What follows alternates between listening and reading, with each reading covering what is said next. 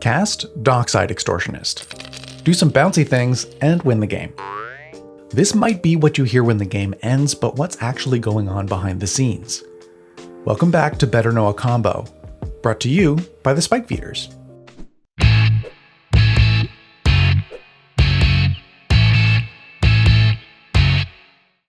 How does it work? Great question. We'll start the combo with Temur Sabertooth in play.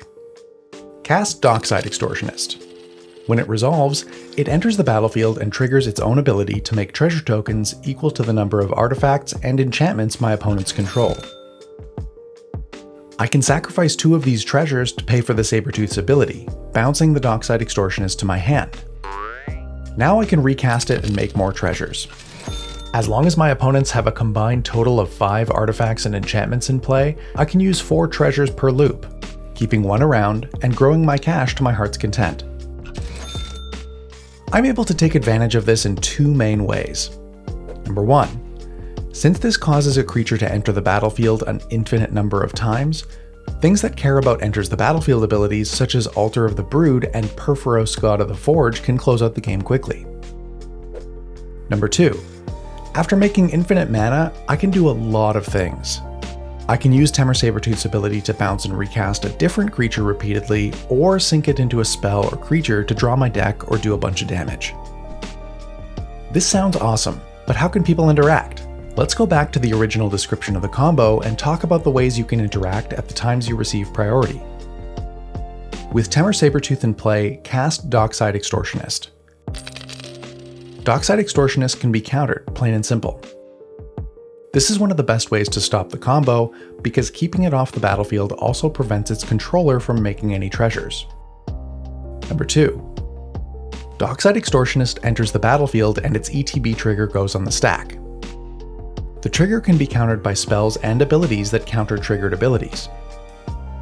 You can destroy the Dockside Extortionist before the trigger resolves. This will only work if they don't have enough mana to activate Temur Sabertooth to bounce it in response. You can also change the number of artifacts in play with spot removal or even things as simple as cracking your Mind Stone. If the Dockside trigger can't make at least 5 mana per iteration, this loop won't net mana. Number 3. Activate Temur Sabertooth. This ability doesn't target the Dockside Extortionist, and returning the creature isn't part of the activation cost.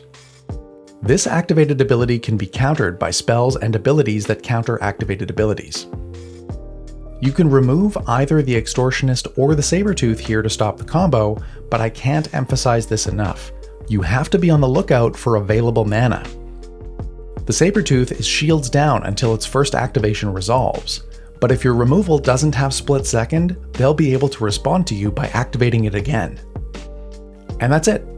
Once the Sabertooth activation resolves, the first iteration of the loop is done and they're ready to go again. Sometimes you're not playing reactive spells like that, and prevention is going to be the best medicine. How can we prevent this from happening in the first place? Shut them down. This combo requires the controller to activate Temur Sabertooth's ability. Things like Pithing Needle and Phyrexian Revoker are a great way to get this nonsense out of your house. If you've been paying attention to Strixhaven previews, you also know that you can deal its controller 1 damage per iteration of the loop with Flame Scroll Celebrant. The treasure tokens that Dockside Extortionist creates have to tap to activate. This means you can also shut them down with typical artifact hate like Karn the Great Creator, but also things like Root Maze or Kismet. This one's a bit of a catch-all, but Humility is going to throw a wrench into any creature-based combos, and this one's no exception. Finally, if we can deal with the enters the battlefield trigger using something like Hushbringer, the Dockside won't make treasures and eventually its controller will run out of ways to pay. That about does it for this installment of Better Know a Combo. If you have a combo you want to see explained, make sure you let me know in the comments below, and we'll catch you next time. Hey, thank you for checking out the Spike Feeders on YouTube.